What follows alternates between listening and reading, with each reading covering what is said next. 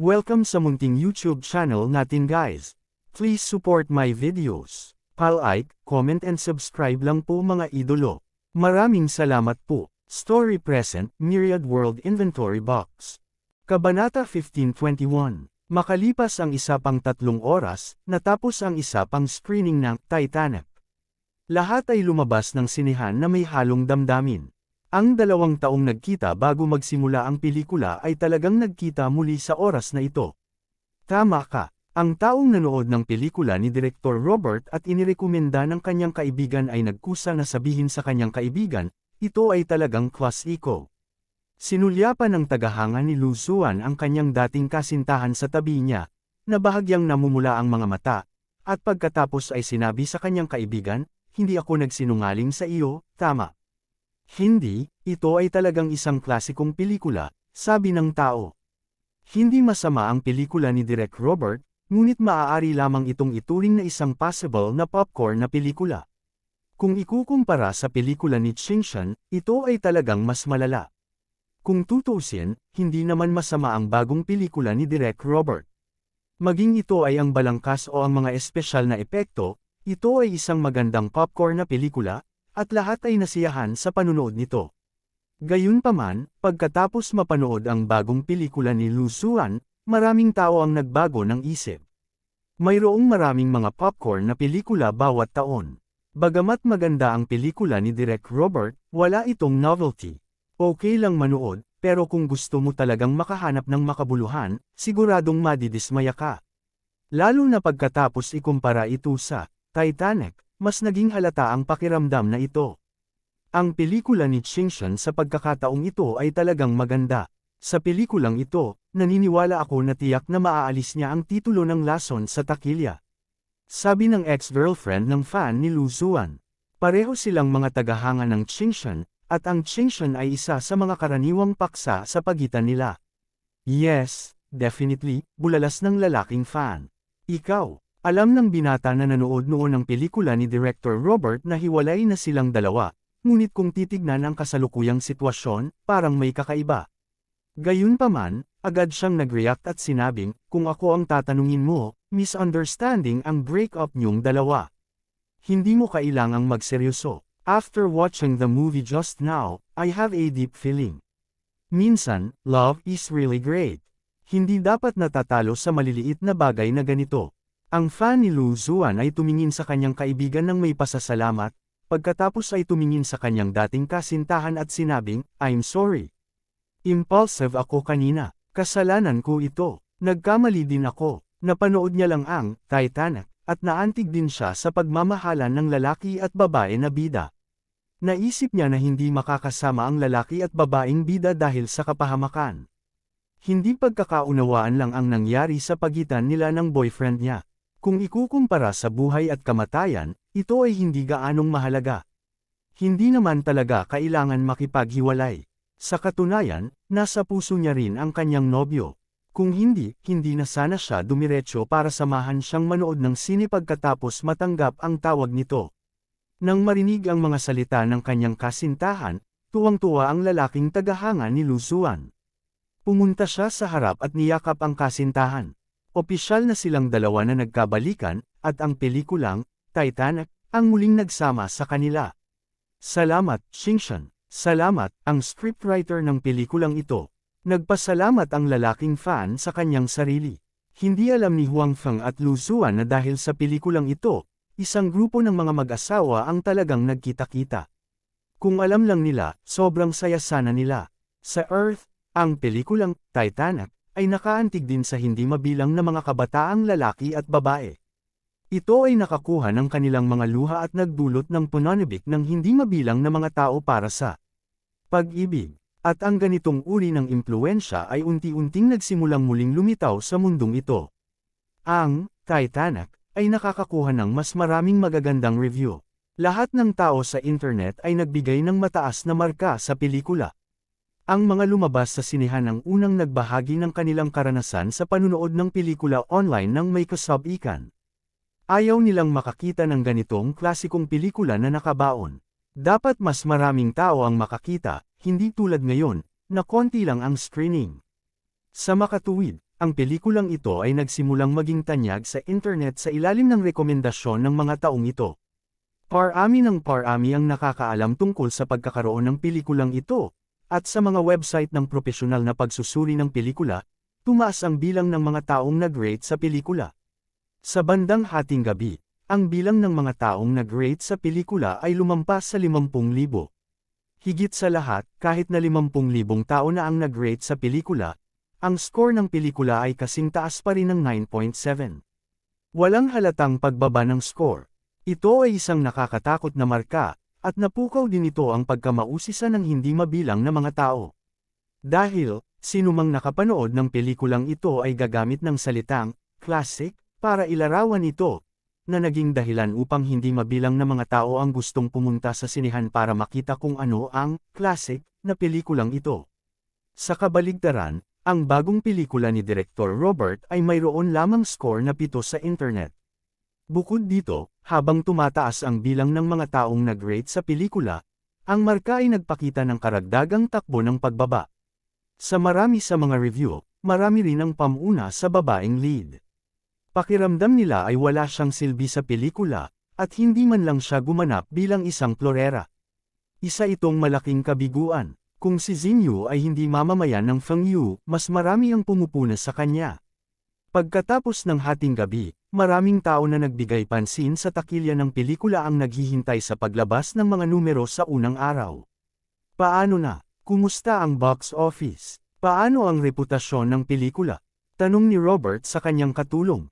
Kung tutuusin, kumpara sa takilya, mas inaalagaan niya ang reputasyon. Pagkatapos ng lahat, gusto niyang umasa sa pelikulang ito upang maabot ang ilang nangungunang posisyon. Sa ganitong paraan, imposibleng magkaroon lang ng magandang box office nang walang magandang reputasyon. Gayunpaman, siya ay isang direktor pagkatapos ng lahat, at tiyak na kailangan niyang pakialam sa takilya. Kung masyadong masama ang takilya, hindi magiging madali ang paghahanap ng mga taong mamumuhunan sa kanyang pelikula sa hinaharap. Hindi masama ang takilya. Ngayon, sa Fengyu pa lamang, kumita na ito ng 120 milyon. Mas mataas ito kaysa sa alinman sa aming mga nakaraang pelikula sa unang araw. Sa ating bansa, kumita rin ito ng 100 milyon. Sa ibang market, nasa 100 milyon din, sabi ng assistant ni Robert. Tumango si Robert na may kontentong ngiti sa labi. Talagang si Fengyu ang nangungunang box office sa buong mundo ngayon. Ang potensyal sa takilya ay talagang hindi dapat maliitin. Pero, sabi ng assistant ni Robert sa pagkakataong ito na may bahagyang hindi magandang ekspresyon. Anong mali? Ang reputasyon ng aming pelikula ay hindi masyadong maganda. Ang kasalukuyang marka ay hindi masyadong mataas, at ito ay patuloy na bababa, sabi ng katulong ni Robert. Kabanata 1522, Masamang reputasyon. Anong nangyayari? Kumunot ang noo ni Robert. Kung ikukumpara sa takilya, halatang mas pinahalagahan niya ang reputasyon ng kanyang pelikula. Kung tutuusin, ang mga nangungunang direktor ay hindi lamang umaasa sa takilya, kundi pati na rin ang reputasyon ng kanilang mga pelikula. Tanging sa magandang reputasyon ng isa ay maaaring maging garantisadong box office hit at tumaas sa katayuan. Noong umpisa, okay pa rin ang reputation ng movie, around 7.9. Pero, habang tumatagal, bumababa ang score. Marami ang nagsabi na hindi maganda ang acting ng female lead, at naapektuhan siya ng ibang pelikula, kwento ng assistant ni Robert. Nang marinig ng kanyang assistant na hindi maganda ang performance ng female lead, naging pangit ang ekspresyon ni Robert. Dahil alam din niya ang totoo. Noong una, inisip niya na si Xinyu ay higit na isang flower vase at hindi makakaapekto sa pangkalahatang pagganap ng pelikula. Ngunit, hindi niya inasahan na hindi rin kayang gampanan ni Xinyu ang papel ng isang flower vase ng maayos. Gayunpaman, walang magawa si Robert tungkol dito. Sa kanyang kasalukuyang katayuan, hindi niya lubos na maimpluwensyahan ang mga opinyon ng mga namumuhunang iyon. Tanging ang mga nangungunang direktor lamang ang maaaring maging kumpiyansa sa harap ng mga namumuhunan, at ang mga namumuhunan na iyon ay hindi maaaring magbago ng kanilang isip. Dahil dito, gusto ni Robert na humakbang pa at maabot ang tuktok. Sa ganoong paraan, hindi siya mapipigilan kapag gumagawa ng mga pelikula sa hinaharap. Sabi mo na apektuhan ng ibang pelikula ang masamang reputasyon ng pelikula natin. Anong nangyayari? Walang paraan para baguhin ang kapalaran ni Xinyu. Tapos na kasi at ipinalabas na ang pelikula kaya imposibleng mapalitan ang aktres. Sa makatuwid, maaari lamang niyang tanggapin ang pagpuna. Gayunpaman, sinabi ng kanyang katulong na ang kanyang pelikula ay naimpluwensyahan ng ibang pelikula. Tungkol saan ba iyon? It's a movie that was released at the same time as ours. It's called Titanic, sabi ng assistant ni Robert. Pelikula ni Chingshen. Kumunot ang noo ni Robert. Tiyak na alam niya ang tungkol sa mga pelikulang ipinalabas kasabay ng sa kanya. Kung tutuusin, kalaban niya sila. Oo, ito ang pelikulang pinagbidahan at pinagpuhunan ni Chingshen, sabi ng assistant ni Robert. Sabi ng assistant ni Robert, bagamat hindi kasing taas ng box office ng pelikula niya, napakaganda ng reputasyon nito. Sa ngayon, mahigit 50,000 tao ang nag-rate pero nasa 9.7 pa rin ang score. Nakakagulat talaga, 9.7 points. Kahit na maraming malalaking eksena ang nakita ni Robert, nabigla pa rin siya nang marinig ang score na ito. Hindi pa siya nakapanood ng pelikulang may ganoong kataas na marka. Kahit na ito ay isang pelikula na ginawa ng isang nangungunang direktor, maituturing na mabuti kung makakakuha sila ng marka na siyam. Ang 9.7 ay isang hindi maisip na numero. Bukod dito, ito ay nasa isang sitwasyon kung saan napakaraming tao ang nagbibigay ng marka nito. Ito ay mas bihira pa. Kailangang malaman ng isa na hindi ito Earth. Dito, ang scoring website ay napakahigpit at karaniwang inalis ang pagkakaroon ng mga peking reviewer. Sa makatuwid, ang 9.7 na ito ay dapat na totoo, na mas mahirap tanggapin. Yes, the online reviews of that movie are uniformly positive. I've seen a few negative reviews because they were dissatisfied sa paghihiwalay ng screenwriter sa male and female leads. Sabi ng assistant ni Robert, natural na gulat siya. Bilang isang tao sa industriya, syempre alam niya kung ano ang ibig sabihin ng 9.7 puntos.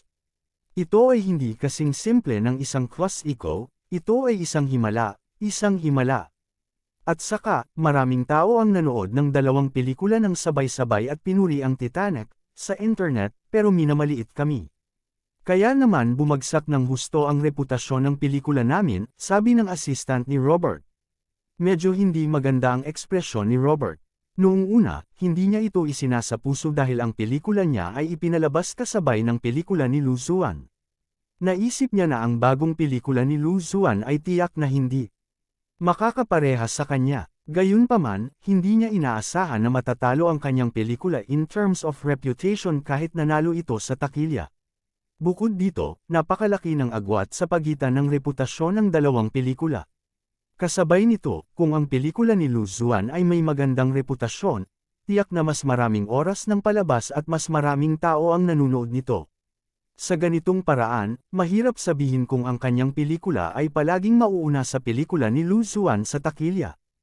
Hindi inaasahan ni Robert na ang pelikulang hindi niya sineryoso noon ay magiging pinakamalaking kalaban niya. Nahuli siya sa kawalan. Higit sa lahat, dahil confident siya sa sarili niyang pelikula, wala siyang masyadong alam tungkol sa pelikula ni Lu Xun. Kaya, wala siyang alam tungkol sa bagong pelikula ni Lu Xun maliban sa pangalan nito. Tulungan mo akong bumili ng mga tiket para sa bagong pelikula ni Lu Xun, sabi ni Robert sa kanyang katulong. Oo naman, natural na naiintindihan ng assistant ni Robert ang gustong gawin ni Robert, kaya pumunta siya para bumili ng tiket para sa kanya. Gayunpaman, dahil huli na, kakaunti ang mga oras ng palabas na magagamit. Bilang karagdagan, maraming mga tao ang dumating upang manood dahil sa impluwensya ng mga online na pagsusuri, kaya ang katulong ni Robert ay hindi nakabili ng mga tiket para sa gabi. Kung gusto ni Robert na panoorin ang bagong pelikula ni Lu Xun, maaari na lamang siyang maghintay hanggang sa susunod na umaga. Ito ang nagpabigat sa kalooban ni Robert. Tila nagsimulang makaapekto sa takilya nito ang magandang reputasyon ng pelikulang Titanic na ikinabahala niya. Sa kabilang banda, ang isa pang bida, si Xinyu, ay binibigyang pansin din ang takilya ng kanyang pelikula. Kung tutuusin, first time niyang umarte sa naturang blockbuster. Nais din niyang gamitin ang pagkakataong ito upang buksan ang kanyang sariling internasyonal na merkado. Kasabay nito, nais niyang mapabuti ang kanyang katayuan sa domestic entertainment industry. Kaya naman, natural na nag-aalala siya tungkol sa takilya ng kanyang pelikula. Paano na? Paano ang mga resulta? Nag-aalalang tanong ni Zinyu nang makita niyang papasok ang kanyang assistant. Kadalasan, matutulog na sana siya sa ganitong oras, ngunit ngayon ay medyo nasasabik siya at hindi makatulog. Lumabas na ang mga resulta. Ang pandaigdigang takilya ngayon ay higit sa 350 milyong yuan. Tuwang-tuwang sabi ng assistant ni Zinyu. Ang bilang ay mas mataas kaysa sa inaasahan niya. 350 million yuan. Sigaw din ni Zinyu. Hindi naman sa hindi pa niya ginampanan ng female lead sa isang pelikula, pero hindi maganda ang resulta. Mas masahol pa siya kaysa kay Lu Zuan.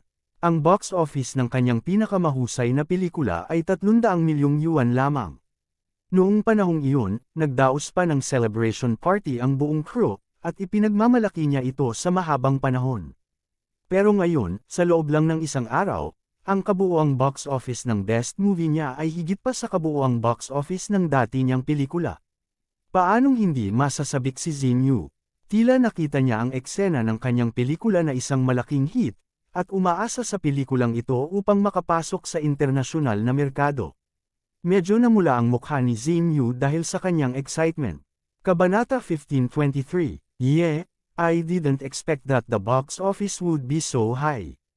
A famous director is really a famous director. Pambihira talaga ang effect. Sabi din ng assistant ni Zinyu na may masayang mukha. Siya ang assistant ni Zinyu, kaya masusundan niya ang mataas na katayuan ni Zinyu sa entertainment industry. Kaya naman, napakasaya rin niyang makita ang magandang resulta ni Zinyu sa pagkakataong ito. Yes, I will not cooperate with those small domestic directors in the future. Kung gusto nila akong makatrabaho, they have to be at least internationally famous directors. Sabi ni Zinyu na may pagmamalaki na mukha. Ang gayong magandang resulta ay halatang ipinagmamalaki niya. Pakiramdam niya ay big shot din siya, kaya hindi niya mapahiya ang sarili sa pakikipagtulungan sa mga hindi kilalang direktor na iyon. Not to mention na nakakapagod, pero hindi mataas ang box office ng pelikula. Siya ay magdusa ng pagkawala para sa wala. Naniniwala rin si Zinyu na sa karanasang ito sa pagbaril at sa pagtatanghal sa takilya bilang isang garantiya, maraming sikat na direktor ang naghahanap sa kanya upang mag-shoot ng mga pelikula sa hinaharap. Bukod dito, lahat sila ay magiging mga sikat na direktor. Isa na siyang international superstar ngayon. Iniisip ang kanyang katanyagan sa hinaharap, ang mukha ni Zinyu ay naging mas mapagmataas.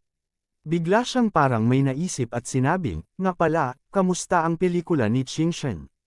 Mas malala pa ito kaysa sa amin. Sa tingin ko ito ay higit sa 70 milyong yuan, sabi ng katulong ni Zinyu na may paghamak. Nang sabihin niya ang 70 milyong yuan, mukha siyang nakakahiya, ngunit nakalimutan niya na kahit na ang bilang na ito ay hindi maliit na bilang para sa kanila noon. Gayunpaman, ang bagong pelikula ni Zinyu ay napakahusay sa takilya ngayon, kaya natural na wala siyang pakialam sa hindi gaanong halaga na 70 milyong yuan. 70 milyon yuan lang. Alam ko na. Si Qingshen ay walang kakayahan maliban sa kanyang background, sabi ni Zinyu na may paghamak. Wala na rin siyang pakialam sa numerong ito ngayon. Tama, naniniwala ako na kapag huminto sa screening ang dalawang pelikulang ito, tiyak na mapapalitan mo si Qing Zuan. Babalikan siya sa orihinal niyang posisyon. Sa oras na iyon, hindi na natin kailangan pang umasa sa kanya, sabi ng assistant ni Zinyu. Oo, kumanta lang siya ng ilang magagandang kanta.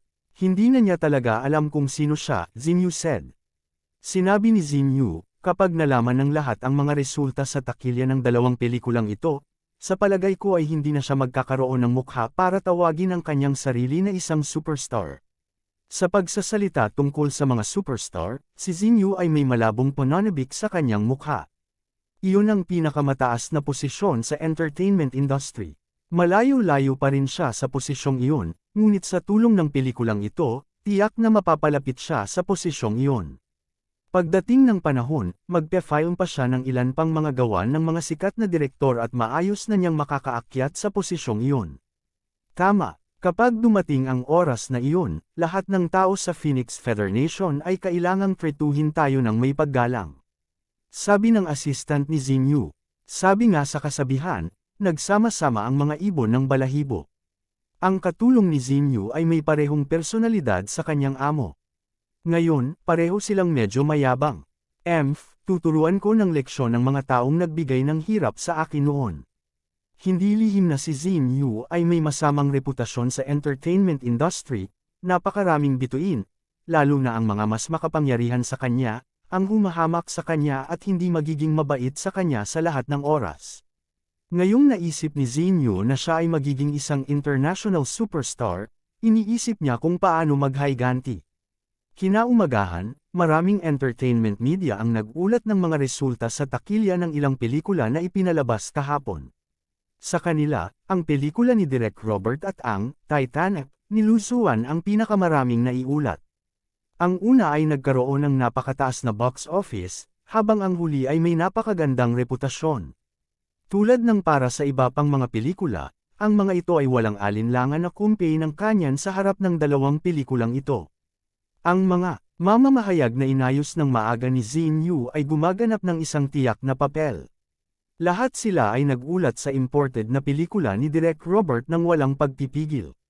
Kung tutuusin, ang pelikulang ito ay nagkaroon ng malaking produksyon at mataas ang takilya, at bihira na ang isang babae mula sa Phoenix Feather Nation ang gumanap sa nangungunang papel. Bagamat maganda lang ang mukha niya, hindi naging madali para sa kanya na gawin iyon, kaya naiintindihan na mas marami pa silang naiulat tungkol dito. Tungkol naman sa pelikula ni Lu Xun, karamihan sa mga reporter ay hindi gaanong nag-ulat tungkol dito. Kung tutuusin, maganda ang reputasyon ng pelikulang ito, ngunit hindi maganda ang resulta sa takilya. Sa katunayan, halos kalahati lang ito ng bagong pelikula ni Robert. Habang ang lahat ay naaakit sa napakaraming bilang, natural na walang gaanong balita tungkol sa pelikula ni Lu Xun. Gayunpaman, hindi ito parang walang mga taong mapagmasid. Natuklasan at iniulat ng ilang reporter na ang pelikula ni Lu Xun ay mayroon lamang isang ikatlong bahagi ng mga screening ng pelikula ni Direktor Robert, ngunit ang mga benta sa takilya ay kalahati ng sa pelikula ni Direktor Robert. Ito ay napakabihirang. Bukod dito, halatang mas maganda ang pelikula ni Lu Xun. Nagkaroon ito ng rating na 9.7 out of 10. Hindi pa lumalabas ang ganoong kataas na rating, kaya naniniwala ang mga reporter na ang magagandang reviews ay tiyak na magtataas sa box office sales ng pelikula ni Lu Xun. Bukod dito, mula ngayon, ang bagong pelikula ni Lu Xun na Titanic ay ipapalabas sa ibang mga bansa sa buong mundo. Nang dumating ang oras na iyon, mahirap sabihin kung ang takilya ay mas mahusay kaysa sa pelikula ni Direktor Robert. Pagkatapos umalis sa sinehan kagabi, si Lu Xun ay nasa mabuting kalagayan. Sa kanyang opinyon, hanggat nasiyahan ang madla, hanggat nasisiyahan si Huang Feng, sapat na iyon. Kaya naman, wala siyang masyadong pakialam sa takilya at wala siyang pakialam sa mga ulat mula sa mga mamamahayag. Sa katunayan, nang may mga reporter na gustong makapanayam siya, tinanggihan pa niya ang mga ito. Dati, abala si Lu Xun sa pagpapalabas ng bagong pelikula, kaya hindi siya nakapagpahinga ng maayos. Si Huang Feng ay abala rin sa pag-aayos, kaya wala siyang masyadong oras para magpahinga. Kaya naman, pagkatapos ipalabas ang pelikula ngayon, pareho silang nagkaroon ng libreng oras, kaya lumabas sila para magsaya. Tungkol naman sa pelikula, isinantabi muna nila ito pansamantala. Dahil ipinalabas na ang pelikula at may namamahala sa promosyon, kailangan lang nilang i-enjoy ang bakasyon. Si Huang Feng at Lu Xun ay nagbakasyon, ngunit si Robert ay wala sa ganoong magandang kalagayan. Kinaumagahan, kinuha niya ang mga tiket na pinabook ng kanyang assistant para sa kanya at nanood ng Titanic. Paglabas niya ng sinehan, hindi siya maganda. Malungkot ang mukha niya, lalo na nang makita niya ang mga batang lalaki at babae sa paligid na nakatingin sa kanya na may pulang mata. Ito ay isang klasikong pelikula. Bagamat si Lu Xun ang kanyang katunggali, ang paghatol ni Robert sa pelikula ay hindi maaapektuhan nito. Pagkatapos manood ng pelikula, alam niya na ang Titanic ay talagang isang klasiko. Napakatalino ng paglalarawan ng pag-ibig at kalikasan ng tao sa pelikula. Ito ay hindi sinasadya na maakit ang mga tao at mapapaibig sila ng husto dito. Kabanata 1524. Kung ang pelikulang ito ay idinirect niya, o kung hindi ito ipinalabas sa parehong schedule ng kanyang pelikula, hindi magiging masama ang pakiramdam ni Robert. Hahangaan pa niya ang direktor at scriptwriter ng pelikulang ito. Gayunpaman, ngayon tila ito ay malinaw na imposible. Sabay na ipinalabas ang pelikula niya at ang pelikulang ito, kaya hindi maiiwasang paghambingin ng mga manunood ang dalawang pelikula. Dati, sinabi ng kanyang assistant na apektado ang rating ng kanyang pelikula sa pelikulang ito, na isang malinaw na patunay. Habang parami ng parami ang nanunood ng pelikulang ito, ang pelikulang ito ay magiging mas kilala, at ang epekto nito sa kanyang pelikula ay magiging mas malaki at mas malaki. Bukod dito, ang salita ng bibig ay makakaapekto sa takilya. Bilang karagdagan, kadalasan ay magkakaroon lamang ng isang sikat na pelikula sa parehong panahon. Sa ganitong paraan, siguradong maaapektuhan ang takilya ng kanyang pelikula. Sa oras na iyon, mahuhuli siya sa kabilang partido in terms of word of mouth and box office. Damn it! Sino ang nag-edit ng pelikulang ito? Sino ang nag-direct nito? Bakit hindi ko narinig ang dalawang pangalan na ito? Bagong dating ba? Imposible. Paano magagawa ng isang baguhan ang isang magandang pelikula? Inis na naisip ni Robert. Napaka-curious ni Robert sa editor at direktor ng pelikulang ito. Gayunpaman, naramdaman niyang hindi pamilyar ang dalawang pangalan. Hindi pa niya narinig ang mga ito noon. Hindi sila dapat maging sikat. Gayunpaman, habang naging ganito, mas nahihirapan siyang tanggapin. 2 taong hindi sikat ang talagang pumalo sa kanya ng ganito. Paano niya ito matatanggap na mataas ang tingin sa sarili? Bagamat inaasahan ni Robert na maaapektuhan ng Titanic ang takilya ng kanyang pelikula, hindi niya inaasahan na ganito pala kalaki ang epekto nito. Sa loob lang ng kalahating araw, tinanggihan na ang takilya. Kung ang pagbaba sa umaga ay hindi halata, kung gayon ang pagbaba sa hapon ay mas malaki. Maaaring makita ng sinumang may matalinong mata na may problema ang bagong pelikula ni Robert. Pagdating sa prime time sa gabi, ang pagbaba ay mas nakakagulat. Maraming tao sa teatro, ngunit ang mga taong ito ay naghihintay na makita ang Titanic. Wala masyadong tao ang nanood ng movie niya. Ito ay isang ganap na pagbaliktad mula sa eksena kahapon. Kahit na naghihintay ang mga taong iyon para sa Titanic, hindi sila payag na panoorin ang kanyang pelikula. Parang uso ang panunood ng Titanic sa panahong ito, at parang napakababa ng klase ang panunood ng pelikula niya. Dahil ito ay isang sitwasyon na hindi inaasahan ng teatro noon, bagamat mas maraming oras ng palabas ang Titanic kaysa kahapon, limitado ang pagtaas. Wala pa sa kalahati ng pelikula ni Robert. Dahil dito, marami ang gustong manood ng Titanic, ngunit hindi makabili ng ticket. Napakataas ng attendance rate para sa bawat screening. Ang mga eksena ay makikita halos kahit saan. Matagal nang hindi nakita ang ganoong engranding okasyon. Maging ito ay mga ordinaryong tagahanga, reporter, o may-ari ng teatro, lahat sila ay nabigla sa sitwasyon. Ang mga nakapanood ng pelikula ay nagbigay ng mataas na papuri pagkatapos nilang lumabas. Dahil dito, lalo pang nanabik ang mga hindi nakapanood nito. Agad ding inayos ng mga amo ng cinema chain ang mga oras ng palabas para sa ikatlong araw. Bagamat hindi pa rin ito kayang lampasan ang pelikula ni Robert, halos magkapareho ang oras ng pagpapalabas ng dalawang pelikula. Siyempre, nangangahulugan din ito na nabawasan ang oras ng pagpapalabas ng pelikula ni Direk Robert. Kung hindi magkakaroon ng maraming oras ng palabas. Kung tumaas ang oras ng pagpapalabas ng pelikula ni Luzuan, tiyak na kailangang bawasan ito ng isang tao. Sa ibang pelikula, maliit na ang showtimes nila simula pa lang, kaya wala nang sapat na puwang para bawasan nila ito.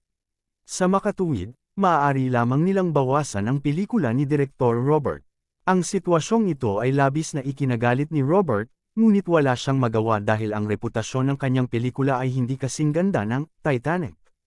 Bukod dito, mula sa ikatlong araw pa sulong, ang pre-sale box office sales ay hindi kasing ganda ng Titanic. Sa nakikitang sitwasyong ito, kung hindi pa rin alam ng mga may-ari ng teatro kung ano ang gagawin, karapat-dapat silang hindi kumita ng pera habang buhay. Pagkatapos ng lahat, sa isang head-on collision sa isang dayuhang blockbuster, kitang-kita na ang lokal na pelikulang pinag-investin ni Luzuan ang may kapangyarihan. Dahil dito, maraming tao ang nakaramdam ng pagmamalaki at kagalakan. Natural, iniulat at pinuri nila ito. Sa ganitong paraan, mas maraming tao ang nakakaalam tungkol sa pelikula, na nagligtas kay Luzuan ng maraming gastos sa publisidad. Para naman sa mga reporter na nangako kay Xinyu noon, nakalimutan na nila ang dati nilang kasunduan. Binigyan lang sila ni Xinyu ng ilang mga benepisyo, ngunit malinaw na hindi ito sapat para ihinto nila ang pag-uulat tungkol dito. Malaking bagay ito sa industriya ng entertainment. Isang klasikong pelikula ang isinilang. Kung hindi sila nagulat tungkol dito, maaaring mawalan sila ng trabaho dahil dito. Natural na alam ng mga reporter na iyon kung ano ang mas mahalaga. Xinyu, masamang balita. Kinagabihan, ang katulong ni Xinyu ay sumugod sa silid ni Xinyu na may hawak na form. Anong mali? Naguguluhang tanong ni Xinyu. Sa araw na ito, ang balita ng Titanic ay hindi masyadong halata sa umaga at hapon, kaya't ang mga mamamahayag ay hindi pa nag-uulat tungkol dito. Sa makatuwid, hindi alam ni Xinyu ang tungkol sa mga pagbabago sa labas ng mundo. Tungkol naman sa pinakabagong takilya, hindi pa niya ito napapanood. Sa kanyang opinyon, walang dapat ipag-alala. Ngayon, nang makita ang kanyang katulong na gulat, si Xinyu ay nakaramdam ng matinding takot sa kanyang puso. Pakiramdam niya ay maaaring may nangyari. May nangyari sa pelikula, sabi ng assistant ni Xinyu na halata sa mukha niya ang gulat.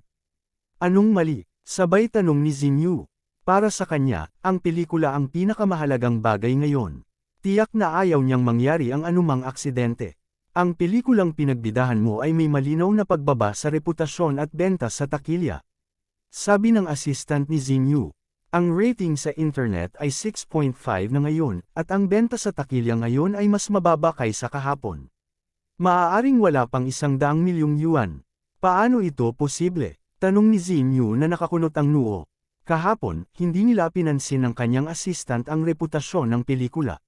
Sa kanilang opinyon, dahil napakaganda ng benta sa takilya, dapat na maganda ang reputasyon ng pelikula. Kung maganda ang reputasyon ng pelikula, mas mataas dapat ang benta sa takilya ngayon kaysa kahapon. Kahit na hindi mas mataas ang benta sa takilya, hindi ito dapat mas mababa. Bukod dito, bigla itong bumaba, na hindi ka panipaniwala.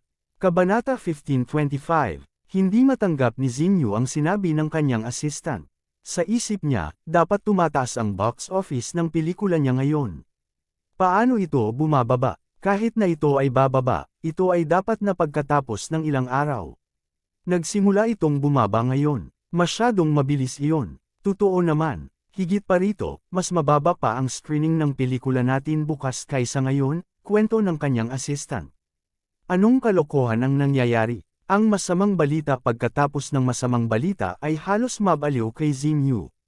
Kahapon, may magandang pelikula. Bakit biglang naging unpopular? Hindi ito binili ng mga manunood, at ngayon ay hindi rin ito binili ng mga sinihan. Gusto pa nilang bawasan ang showtime nila. Kung binawasan ang mga oras ng palabas, hindi ba bababa pa ang takilya? Lahat ito ay may kaugnayan sa pelikula ni Qingshan, Titanic. Sabi ng assistant ni Xinyu. May kinalaman ba sa kanya? Hindi ba ang pelikula niya ay nakakuha ng 10 milyong yuan sa unang screening? Dapat mas mababa pa ang takilya ngayon. Paano ito makakaapekto sa takilya ng ating pelikula? Nalilitong tanong ni Xinyu. Sa opinyon ni Xinyu, kalahati lang ng box office nila ang nakuha ng pelikula ni Qingshan sa unang araw, kaya imposibleng maabyutan sila nito. Mula sa ikalawang araw, tiyak na bababa ang box office ng pelikula ni Qingshan. Paano ito makakaapekto sa takilya ng kanilang pelikula? Ang kanyang pelikula ay may mahusay na reputasyon, at ito ay na-rate ng higit sa 100,000 tao sa internet. Ang score ay 9.6. Ito ay hindi ka panipaniwala, sabi ng katulong ni Xinyu. Sabi ng assistant ni Xinyu. Puno ng gulat ang mukha niya. Ito ang pinakamataas na marka na nakita niya mula nang pumasok siya sa entertainment industry. Noong nakaraan, mahirap makakuha ng higit sa 8 puntos, lalo na ang 9 na puntos. Ang score na ito ay talagang hindi ka panipaniwala. 9.6 puntos. Napakataas. Paano ito posible? Nagulat din si Xinyu. Totoo naman, napakaganda ng reputasyon ng pelikula niya, at mataas ang rating ng marami pagkatapos nilang mapanood. Mas maraming gustong manood, kaya tumaas ang screening, sabi ng assistant ni Xinyu. Imposible. Dapat fake. Paano kaya magkakaroon ng ganoong kataas na score ang isang pelikula? Ang mga nag-rate nito ay dapat na Internet Water Army ng Xingshan. Dapat peke ang score. Sigaw ni Xinyu. Hindi niya matanggap ang katotohanan na ang isang pelikula na sa tingin niya ay nakatadhana sa isang flop ay may napakagandang reputasyon, at ang kanyang sariling pelikula ay alas 6:20 lamang. Ito ay masyadong isang suntok sa kanya. Kaya naman, naramdaman ni Xinyu na tiyak na may nangyayaring hindi kapani-paniwala. Tiningnan siya ng assistant ni Xinyu ngunit hindi siya sinang-ayunan. Sa ngayon, ang website ng pagmamarka ay napakalinaw at patas. Hindi na ito ang panahon kung kailan makokontrol ng mga peking reviewer ang marka ng pelikula. Napakataas ng marka ng pelikula ni Ching Zuan, talagang wala itong kinalaman sa mga peking reviewer. Pero kung wala itong kinalaman sa mga peking reviewer, ibig sabihin ay ganoon kataas ang score ng pelikula. Ngunit paano naging posible iyon? Wala pang pelikulang may ganoong kataas na marka noon. Paano siya magiging napakaswerteng nakabangga kay Xingshan? Tapos, same date sila. Kung gayon ang kanilang swerte ay talagang napakasama. Pagkaraan ng ilang sandali, huminahon si Xinyu. Naiintindihan niya na limitado ang paggamit ng mga peking reviewer, ngunit hindi pa rin niya matanggap ang katotohanan na ang kanyang pelikula ay natalo ng isa pang pelikula. Makipag-ugnayan kaagad sa mga mamamahayag na iyon at hilingin sa kanila na magsulat ng ilang mga artikulo upang suran ang pelikulang iyon, sabi ni Xinyu. Ayaw nang makatrabaho ng mga iyon sa amin. Nakita ko na lahat sila ay pinupuri ang pelikula, mapait na sabi ng assistant ni Xinyu.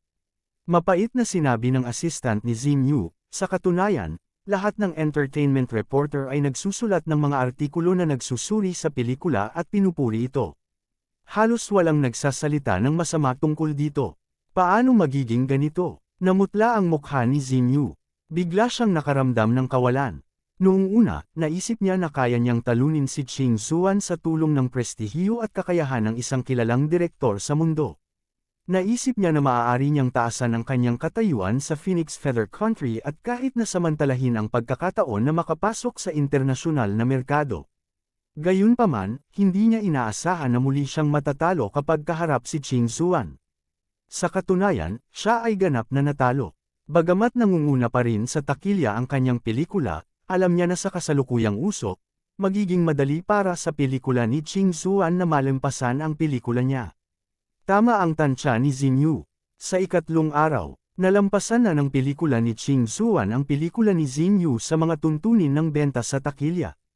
Kahit na ang dalawang pelikula ay may magkatulad na oras ng pagpapalabas sa ikatlong araw, ang pagkakaiba sa mga benta sa takilya ay malaki. Ang Titanic ni Ching Zuan ay halos 3 beses ang benta sa takilya ng pelikula ni Xinyu. Masasabing puno ang mga sinehan kung saan-saan.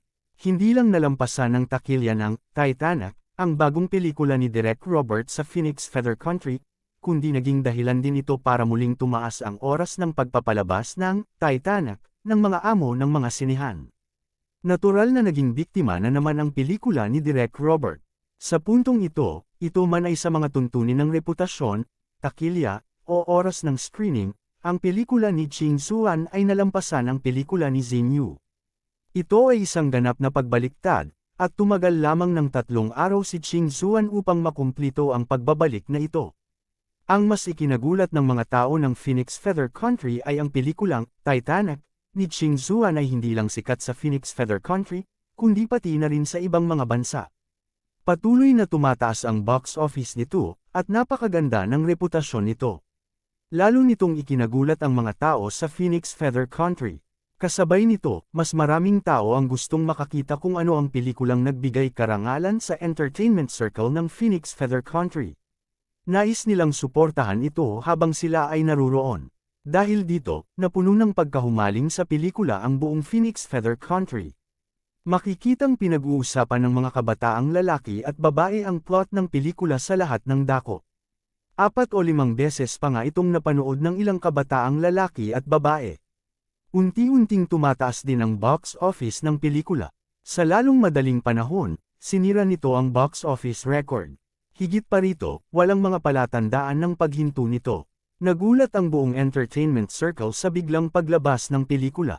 Nais ng lahat na malaman kung saan ang limitasyon nito, kung gaano kataas ang box office nito, at kung anong uri ng karangalan ang matatanggap nito. Haha, I think the public must be looking for you, the lead actress. Sa tabing dagat ng isang lungsod, nagpapahinga sina Huang Feng at Lu Zuan sa ilalim ng parasol. Nagbabasa ng dyaryo si Huang Feng habang binibiro niya si Lu Zuan.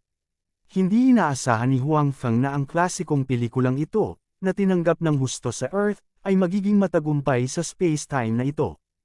Ang tagumpay na ito ay mas makinang kaysa sa kanyang inaasahan. Kabanata 1526, naisip din ni Huang Feng na hindi magiging masama ang takilya ng pelikulang ito. Pagkatapos ng lahat, ang isang klasiko ay magiging isang klasiko saan man ito mapunta. Gayunpaman, hindi niya inaasahan na ganoon kataas ang box office. Ngayon, halos kalahating buwan na ang lumipas mula nang ipalabas ang pelikula. Ang box office ng Phoenix Feather Country ay lumampas na sa 4 billion yuan, at ang pandaigdigang box office ay lumampas na sa 9 billion yuan. Ito ay medyo nakakatakot na resulta. Higit sa lahat, ang pelikulang ito ay na-rate na ngayon ng higit sa 100,000 tao, ngunit ang marka ay palaging nasa itaas ng 9.5. Ito ay isang sitwasyon na hindi pa nangyari noon. Hindi lamang ito nagdulot ng isang mahusay na reaksyon sa industriya ng entertainment, ngunit ang ibang media ay sumunod din at nag-ulat tungkol dito. Kasabay nito, bagamat kalahating buwan na ang lumipas, hindi gaanong nabawasan ang kasikatan ng pelikulang ito. Nagkaroon pa rin ito ng malaking box office araw-araw. Itinuring din ang pelikulang ito bilang isang klasikong pelikulang romansa ng mga kabataang lalaki at babae. Kung may mag-asawang hindi nakapanood nito, siguradong maituturing silang outdated. Sa mata ng mga mag-asawang iyon, maaari silang kumain ng mas kaunti, ngunit hindi nila maaaring hindi panoorin ang pelikulang ito. Maraming mag-asawa ang nanood pa nito ng higit sa isang beses. Gayunpaman, kahit na ganoon, sa tuwing mapapanood nila ito ay maaantig pa rin ang dalaga hanggang sa kalituhan. Siyempre, sa pagkakataong ito, sasamantalahin ng bata ang pagkakataon na ay comfort siya, na maaari ring magpalaki ng damdamin sa kanilang dalawa. Pagkatapos ng pelikula, mas magiging malapit ang kanilang relasyon. Sa makatuwid, ang pelikulang ito ay nagustuhan ng mga kalalakihan at kababaihan. This is mainly because of you. Kung wala ang magandang script na binigay mo, hindi ako makakagawa ng ganito kagandang pelikula. You have to know that I have always been known as the poison of the box office. No one dared to invite me to act in a movie. Nakangiting sabi ni Lu Zuan. Si Lu Zuan ay nasa mabuting kalooban. Hindi niya akalain na ang pelikulang pinag-investe niya at pinagbidahan niya ay makakamit ng ganoon kagandang resulta. Dahil dito, naging mas matatag ang kanyang posisyon sa entertainment industry, at kasabay nito, kumita siya ng malaki. Kahit na hindi pa siya nagkukulang ng pera noon, sapat na ang perang ginawa ng pelikula sa pagkakataong ito para mabigla siya. Ito ay tiyak na hindi isang maliit na bilang. Tiyak na lalampas sa 10 billion yuan ang box office ng pelikula, at bilang nag-iisang mamumuhunan, siguradong kikita siya ng malaki. Ito ay higit pa sa lahat ng kanyang mga nakaraang pelikula na pinagsama. Sabagay, lead actress lang naman siya noon kaya limitado lang ang natanggap niyang sweldo. Siyempre, ang pinakamahalagang bagay ay nasa pamamagitan ng pelikulang ito. Ang kanyang katayuan sa industriya ng entertainment ay ganap na naging matatag. Sa katunayan, ito ay mas mataas pa kaysa dati. Siya ay tunay na naging numero 1 aktres sa entertainment industry. Malaki rin ang itinaas ng kanyang sweldo. Kailangang malaman ng isa na sa industriya ng entertainment, hindi pa nagkaroon ng ganoon kaganda at sikat na pelikula. Hindi naman masyadong masasabing siya ang numero 1 bida sa pelikula. You don't have to be humble. Kung hindi dahil sa husay at puhunan mo sa pag-arte, hindi nagawa ang pelikulang ito. Ngumiti si Huang Feng. Sa katunayan, ang epekto ng pag-arte ni Lu Zuan ay mas mahusay kaysa sa naisip ni Huang Feng. Kung ito ay ibang tao, hindi nila maaaring makamit ang gayong epekto.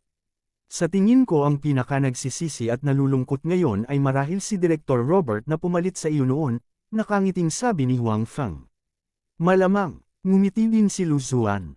Bagamat siya ay magnanimous, siguradong nagalit siya na pinalitan siya sa harap ng napakaraming tao. Dati, hindi niya alam ang tungkol dito. Sa pagkakataong ito, bagamat hindi niya sinasadya, talagang nalutas na niya ang puot sa kanyang puso. Tama ang hula ni Huang Feng at Lu Zuan. Laking panghihinayang ngayon ni Direk Robert. Hindi lang siya nagsisi na pinalitan si Lu Zuan ng isang aktres na hindi man lang magampanan ang papel ng isang florera, ngunit higit sa lahat, hindi niya dapat pinili ang parehong oras ng pelikula ni Lu Zuan noong pinili niya ang petsa ng pagpapalabas. Sa panahong ito, lahat ng entertainment media ay nagulat sa pelikula ni Lu Zuan. Tungkol naman sa pelikula niya, napakaganda ng report nila. Ang lahat ng mga pelikulang ipinalabas kasabay ng pelikula ni Lu Zuan ay naging kanyan. Buti naman kung walang gaanong puhunan ang ibang pelikula, pero hindi naman maliit ang puhunan ng pelikula niya. Bukod dito, inihanda niya itong gamitin para maabot ang tuktok ng listahan. Sa huli, nasira ang lahat. Hindi naman masama ang box office ng kanyang pelikula sa unang araw, ngunit mula sa ikalawang araw, nagsimula itong bumaba ng husto. Mula sa ikatlong araw ay hindi naging maganda ang box office ng kanyang pelikula, sa Phoenix Feather Countryman o sa ibang bansa. Dahil ang pelikula ni Lu Zuan ay ipinalabas din sa buong mundo, ang pelikula ni Director Robert ay nablock sa isang pandaigdigang saklaw at ang box office ay bumaba ng husto sa lahat ng dako. Dahil dito, hanggang ngayon, ang kabuoang box office ng pelikula ni Lu Zuan ay halos 10 bilyong yuan, ngunit ang box office ng kanyang pelikula ay umabot lamang sa 1 bilyong yuan. Bagamat hindi niya masyadong pinapansin ang takilya noon, masyadong masama ang resulta sa takilya. Hanggang ngayon ay hindi pa niya lubos na nababawi ang kanyang puhunan. Bukod dito, habang hindi maganda ang takbo ng takilya, naapektuhan din ng husto ang reputasyon ng kanyang pelikula. Ngayon, 6.2 lang ang score ng pelikula niya, na halos hindi pumasa. Sa katunayan, alam ni Robert na ito ay dahil ang kanyang pelikula at ang pelikula ni Lu Zuan ay sabay na ipinalabas. Hindi sinasadya ng mga tao na inihambing ang dalawang pelikula, na humantong sa kasalukuyang resulta. Kung ito ay inilabas sa anumang iba pang oras, ang marka ay hindi bababa sa 7. Gayunpaman, huli na para magsisi ngayon. Nangyari na ito. Ang kanyang pelikula at ang pelikula ni Lu Zuan ay nagkaroon ng direktang paghaharap at tuluyang natalo, at natalo ng husto. Yung isa naman na hindi maganda, si Xin Yu, ang lead actress. Originally, mas mataas ang box office ng pelikulang ito kaysa sa alinman sa mga nauna niyang pelikula, kaya dapat ay masaya siya, pero hindi siya makaramdam ng saya. Ngayon, ang domestic entertainment industry ay nag-uulat tungkol sa pelikula ni Lu Zuan at kay Lu Zuan mismo. Wala man lang nakapansin sa kanya. Siya ay labis na nagseselos, ngunit wala siyang magagawa. Higit sa lahat, karamihan sa mga nagbigay ng mga negatibong komento tungkol sa pelikula ni Robert ay nagbigay ng mababang marka dahil sa kanyang papel bilang pangunahing babae. Paano ito tatanggapin ni Xin Yu, na mataas ang tingin sa sarili? Sa makatuwid, si Xin Yu ay nasa masamang kalagayan sa panahong ito.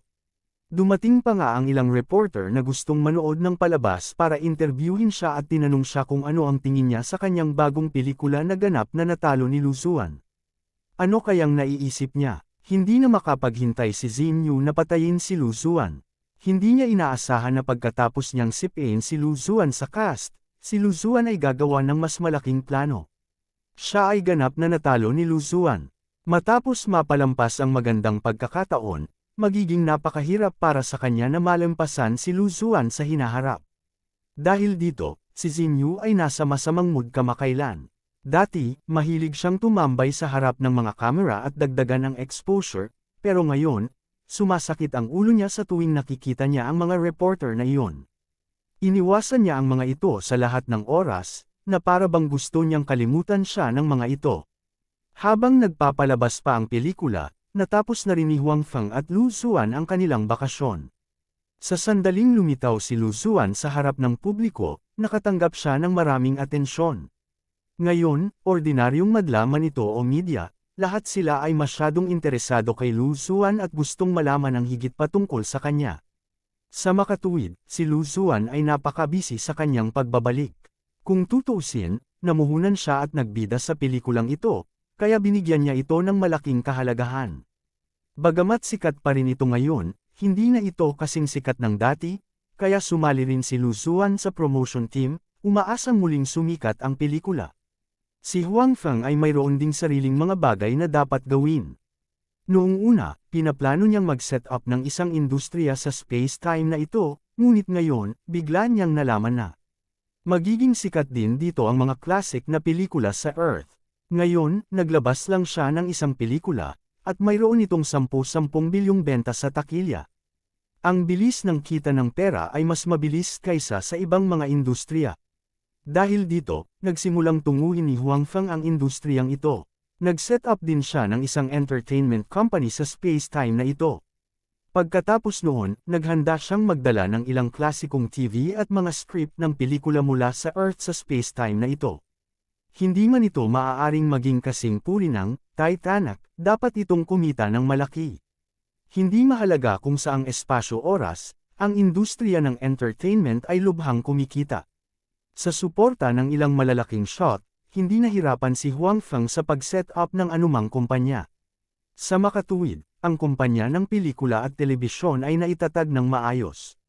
Pagkatapos noon, mabilis na nag-recruit si Huang Feng ng mga tao. Sa pera, madaling gawin ang mga bagay. Sa maikling panahon, binuo ni Huang Feng ang balangkas ng kumpanya. Gayunpaman, sa oras na ito, si Huang Feng ay walang anumang klasikong script sa kanyang mga kamay. Ayaw niyang gumastos ng pera para ipagpalit sa kanila. Naisip niya na kapag bumalik siya sa realidad, makukuha niya ang mga script sa realidad.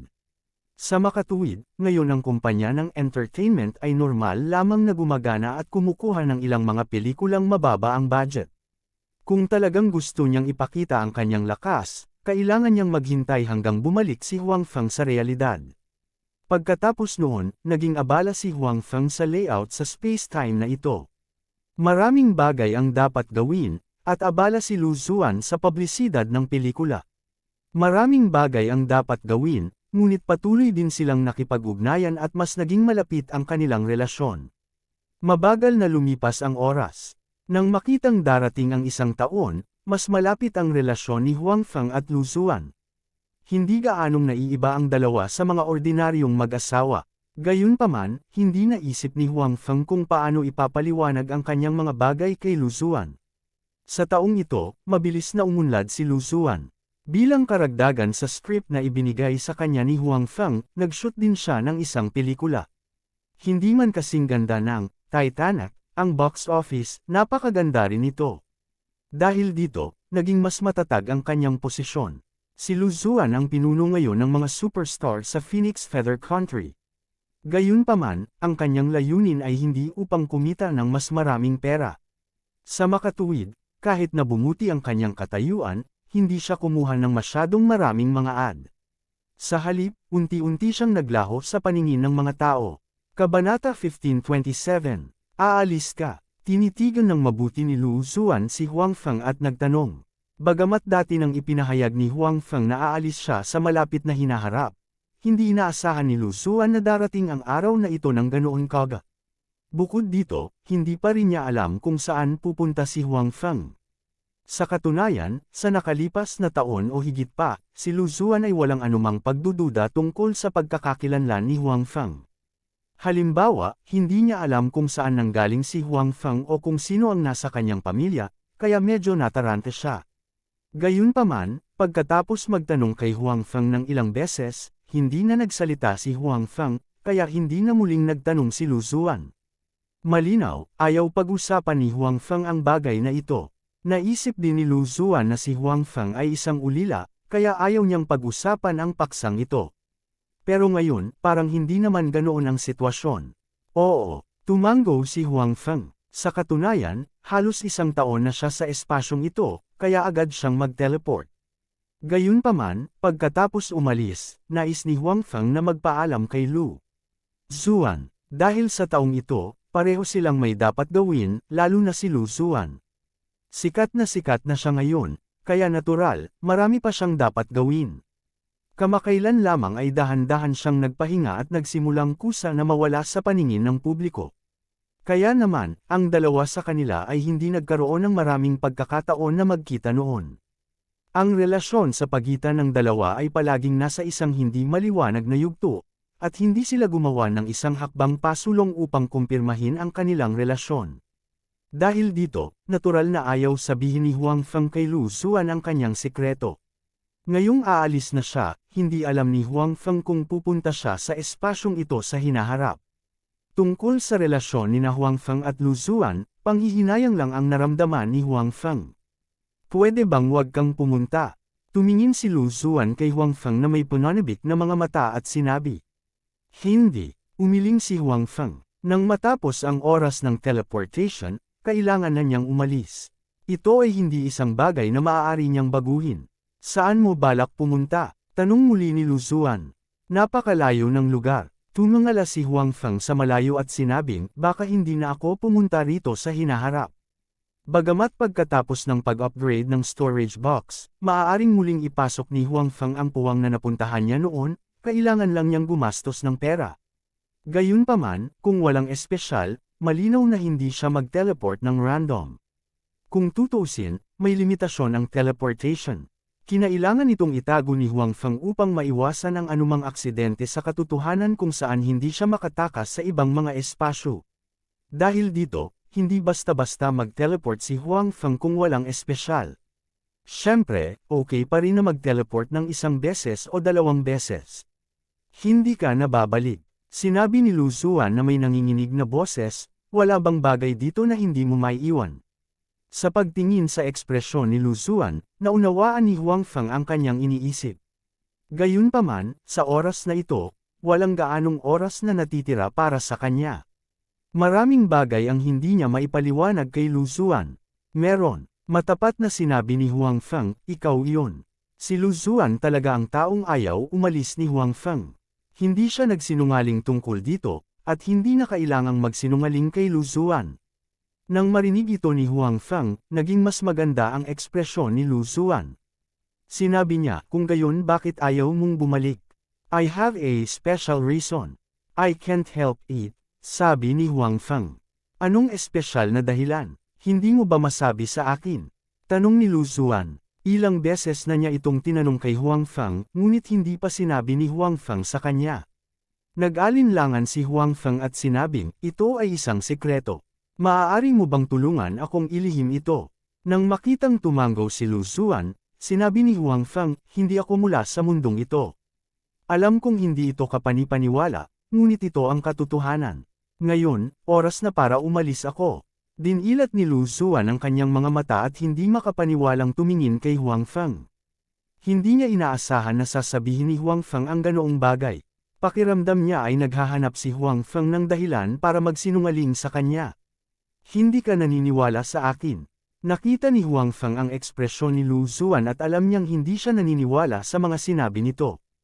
Tumango si Lu Zuan. Hindi siya naniwala sa mga salita ni Huang Feng at inisip na nagsisinungaling si Huang Feng sa kanya. Humalaklak si Huang Feng. Pagkatapos, sa isang pag-iling ng kanyang kanang kamay, isang bowl ang apoy ang lumitaw sa kanyang kamay. Napasigaw si Lu Zuan nang makita niya ito. Pakiramdam niya ay totoo ang bowl ang apoy dahil ramdam niya ang temperatura dito. Ang bowl ang apoy ay nasa kamay ni Huang Feng, ngunit hindi nito sinunog ang kamay ni Huang Feng. Ito ay talagang hindi kapanipaniwala. This is not magic. This is magic. Marami akong alam na magic. Ang mga tao sa mundong ito ay walang alam sa magic. Ngumiti si Huang Feng. Pagkatapos, sa isang kamay, nawala ang bowl ang apoy. Talaga bang hindi ka taga dito sa mundo? Tanong ni Lu Zuan. Hindi, sabi ni Huang Feng.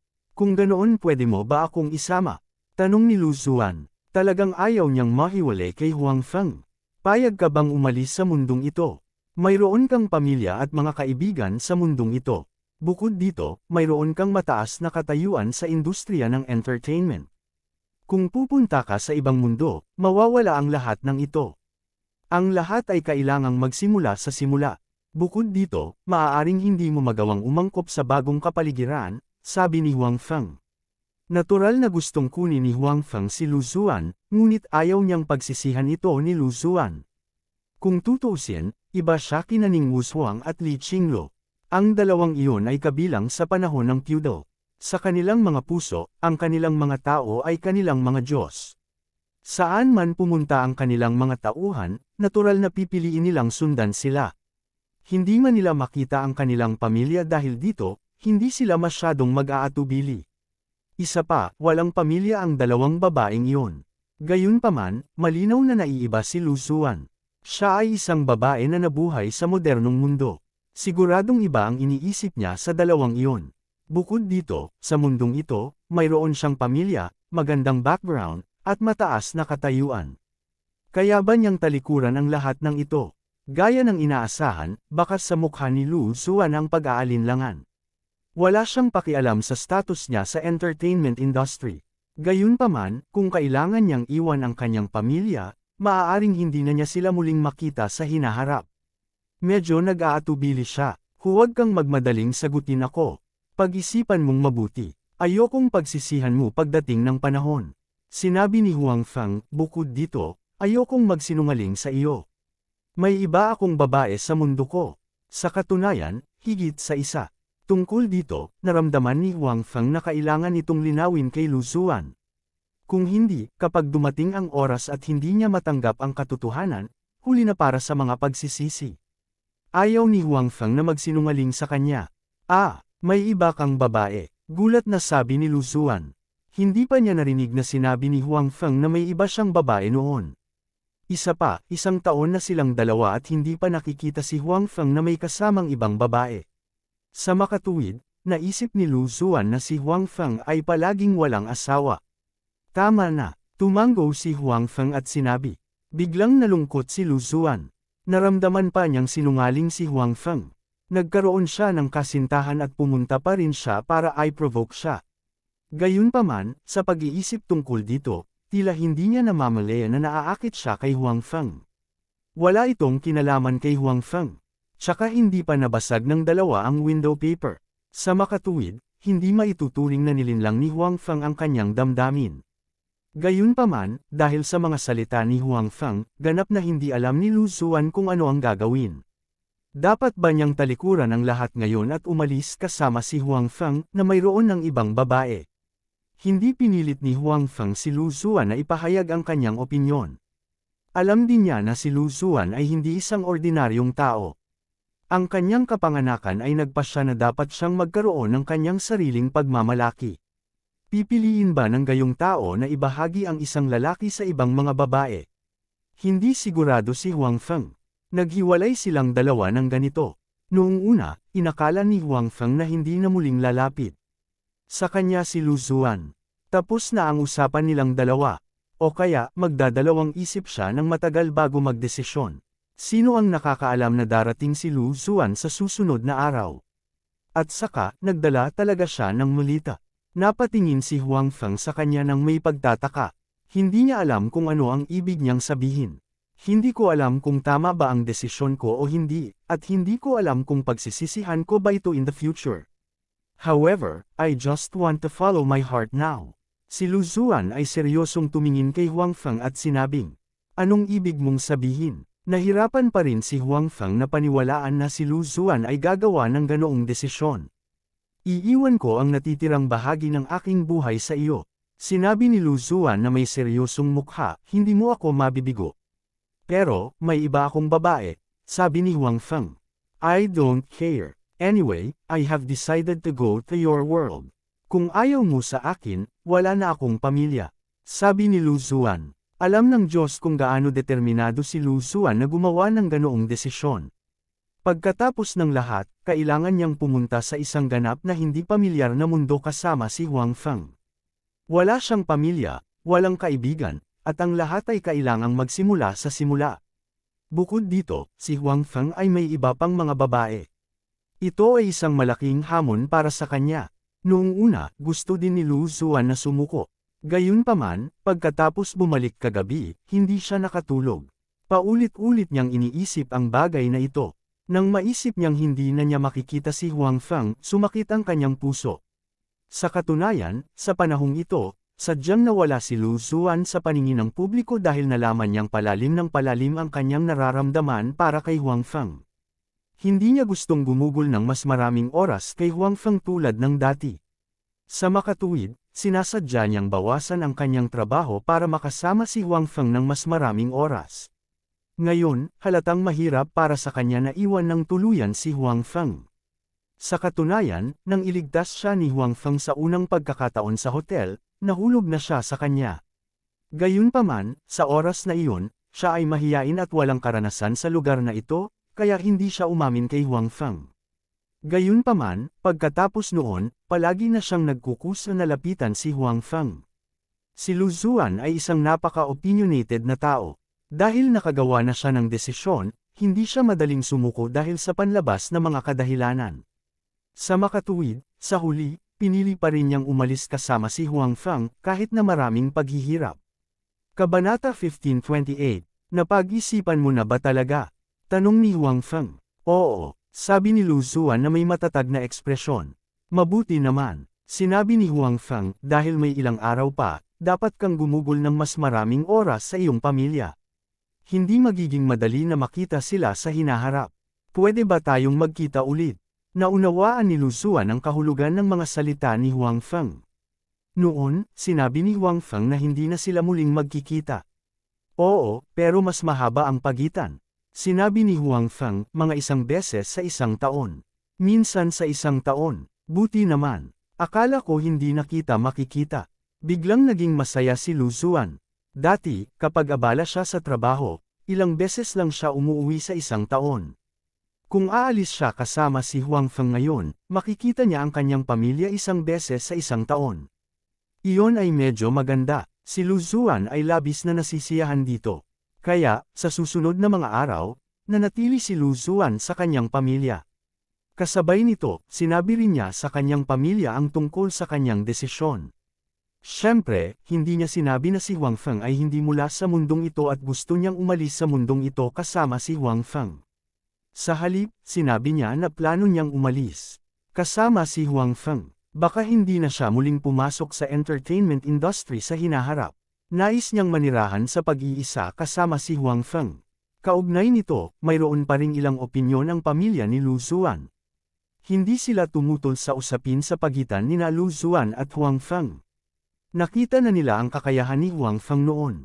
Buti sana kung magiging couple siya ni Lu Zuan. Gayunpaman, hindi sila nasisiyahan dahil hindi opisyal na pinakasalan ni Huang Feng si Lu Zuan at kinuha si Lu Zuan. Ito ay naging sanhi ng kanilang labis na kalungkutan. Sa kanilang opinyon, dapat na hayagang pakasalan ni Huang Feng si Lu Zuan. Pagkatapos nito, nangako rin si Huang Feng na bibigyan niya si Lu Zuan ng kasal, ngunit hindi ngayon, ngunit makalipas ang 2 taon. Sa pangako ni Huang Feng, pumayag ang pamilya ni Lu Zuan sa kanilang dalawa.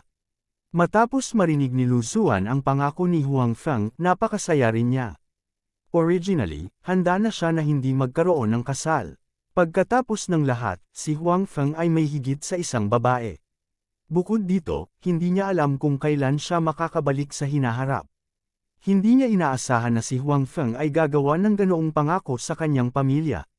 Siyempre, tuwang-tuwa siya, at hindi nagsinungaling si Huang Feng sa pamilya ni Lu Zuan. Sa katunayan, binalak ni Huang Feng na bigyan ang bawat isa sa kanyang mga babae ng kasal, ngunit sa oras na iyon, maaaring nasa ibang oras at espasyo. Anyway, ibabalik niya si Lu Zuan para makita ito sa hinaharap, at sa susunod na pagbalik niya, maaari pa rin silang manatili ni Lu Zuan dito ng 1 taon. Sa oras na iyon, ang pagdaraos ng kasal ay hindi masyadong mahirap. Handa ka na ba? Nakangiti si Huang Feng habang nakatingin kay Lu Zuan. Oo, medyo kinakabahan pa rin si Lu Zuan. Kung tutuusin, bagamat tinanggap na niya ang katotohanan si Huang Feng ay hindi mula sa mundong ito, siya ay kinakabahan pa rin na biglang pumunta sa ibang mundo. Huwag kang kabahan, walang mangyayari. Naaaliw si Huang Feng. Oo, tumango si Lu Zuan at hinawakan ng mahigpit ang kamay ni Huang Feng. Pagkatapos, dumating ang huling pagkakataon at muling lumitaw ang puyo ng tubig. Halatang medyo natatakot ang mukha ni Lu Zuan. Sa kabutihang palad, nasa tabi niya si Huang Feng, kaya hindi siya masyadong nagpanik. Hindi nagtagal, naramdaman ni Lu Zuan na siya ay sinisipsip. Nang gusto niyang sumigaw, nakita niyang nakatayo na siya sa lupa, ngunit nagbago ang paligid. Maraming babae ang nakatingin sa kanya na nagtataka. Bumalik ka na, at nagbalik ka ng isa. Tumingin si Suyamo kay Huang Feng at nagtanong. Oo, sinabi ni Huang Feng, hayaan mong ipakilala kita. Ito si Lu Zuan, nakilala ko siya sa lugar na kakapunta ko lang.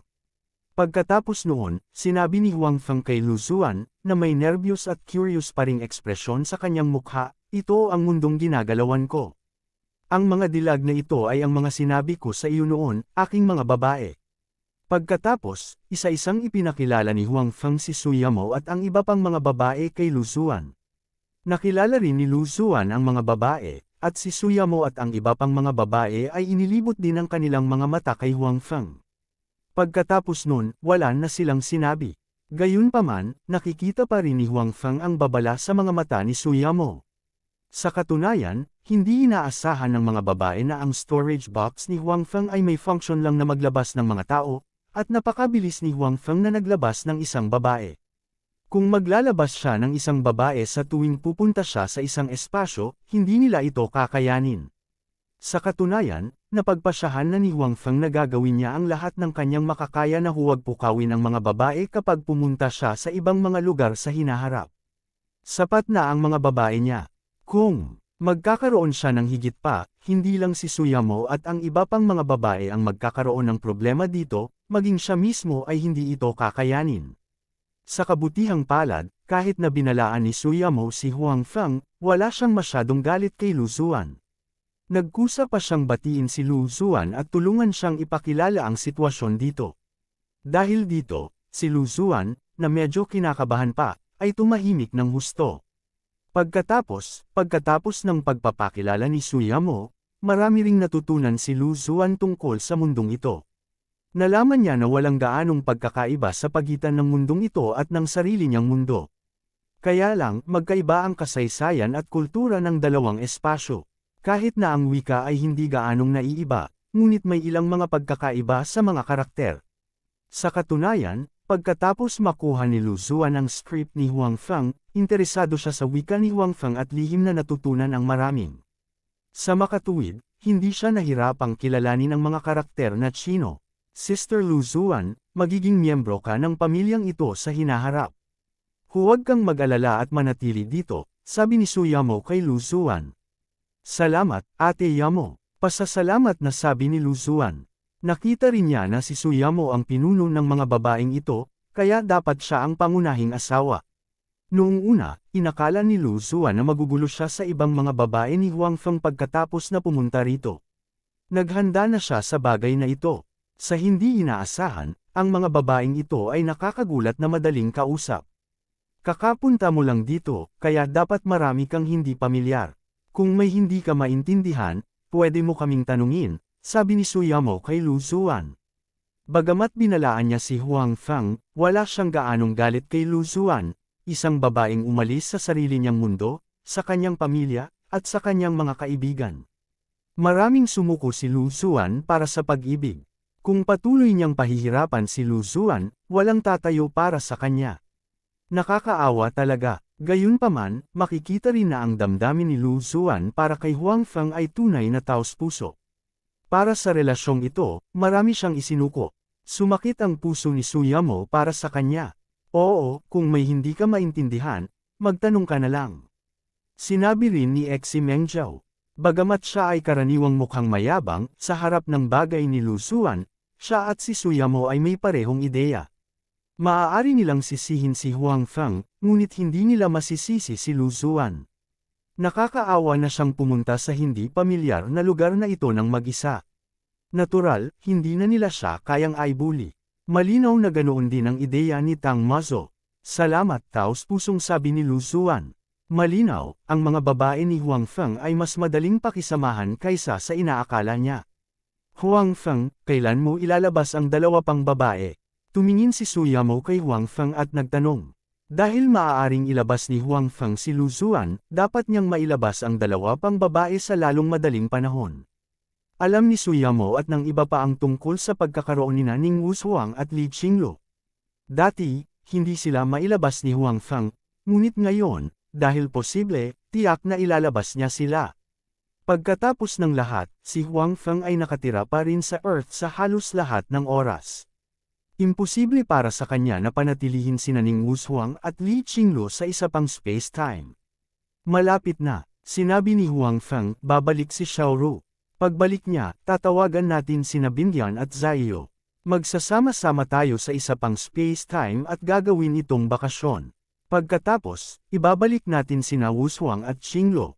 Magandang ideya iyon. Si Suyamo at ang iba ay nagliwanag sa mga salita ni Huang Feng.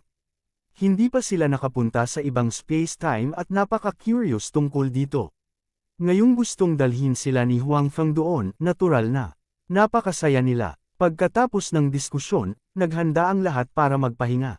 Dahil gabi na, walang paraan para ayusin ang kwarto ni Lu Zuan. Bukod dito, si Lu Zuan ay kararating lang sa mundong ito, kaya tiyak na siya ay kakabahan at hindi sanay. Sa makatuwid, nagpa siya si Suyamo at ang iba pa na hayaang matulog si Lu Zuan sa silid ni Huang Feng sa gabi. Malinaw, lahat ng mga babaeng ito ay nag-isip na simula nang dumating si Lu Zuan dito kasama si Huang Feng, dapat na siya ay babae na ni Huang Feng. Wala namang masama kung matulog silang dalawa.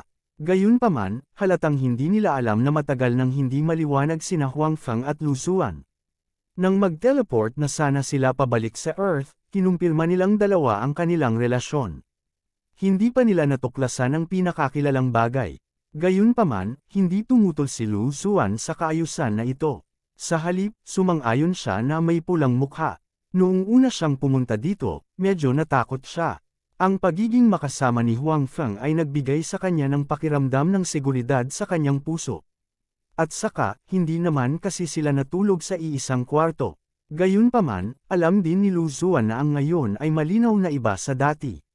Sa oras na iyon, sila ni Huang Feng ay nagkita pa lang, ngunit ngayon, sila ni Huang Feng ay mag-asawa na. Imposibleng matulog ang isa sa kama at ang isa ay sa sofa na tutulog tulad ng dati. Higit pa rito, dahil pinili na niyang pumunta sa Earth kasama si Huang Feng, halatang nagpa siya na si Lu Zuan na sundan si Huang Feng. Ilang sandali lang ay nagkaroon na sila ng relasyon, kaya hindi na kailangang magtago. Ahem, gabi na, matulog na tayo ng maaga. Umubo si Huang Feng at sinabi kay Lu Zuan. Si Lu Zuan ay parang isang munting asawa na kakapasok lang sa bahay. Tumugon siya sa mahinang boses at hindi man lang naglakas loob na tumingin sa mga mata ni Huang Feng. Gayunpaman, hindi niya iminungkahi na matulog si Huang Feng sa ibang lugar. Matapos patayin ang mga ilaw, malinaw na naramdaman ni Lu Zuan na papalapit sa kanya si Huang Feng. Hindi siya tumanggi, hindi rin siya lumayo. Pumikit na lang siya nang may kaba at naramdaman ang temperaturang dala ni Huang Feng. Sa mahinang pag-iyak, sa wakas ay naging tunay na babae si Lu Zuan, babae ni Huang Feng. Kabanata 1529. Kinaumagahan, nagising si Lu Zuan na may kulay rosas na kutis. Hindi siya mukhang takot gaya nung una siyang dumating kahapon. Nang makita niya si Suyamo at ang iba pa, nagkusa siyang batiin sila. Mamayang hapon, pupunta ako sa bahay ni Mengso para mananghalian. Habang nag-aalmusal, sinabi ni Huang Feng sa mga babae. Pagkatapos, tumingin siya kay Lu Zuan at sinabing, kung naiinip ka sa bahay, maaari kang lumabas kasama nila at lumabas para mamasyal. Sister Lu Zuan, bakit hindi ka sumama sa akin? Wala naman akong gagawin, sabi ni Tang Mazo. Sabi ni Tang Mazo, ang pangunahing trabaho niya sa Jiangzhou ay maging ahente ng alak. Ngayong naayos na ni Huang Feng ang usapin sa kanyang pamilya, wala na siyang pressure mula noon. Bukod dito, dahil sa nakaraang Divine Brew, naging maayos ang kanyang kumpanya at lumawak ng malaki. Nasa tamang landas na ito, kaya ayos lang na hindi siya pumunta. Kung gayon, susundan ko si Sister Mazo, sabi ni Lu Zuan. Sabi ni Lu Zuan, kahit na gusto niyang manatili sa tabi ni Huang Feng, alam din niya na may mga bagay na dapat gawin si Huang Feng.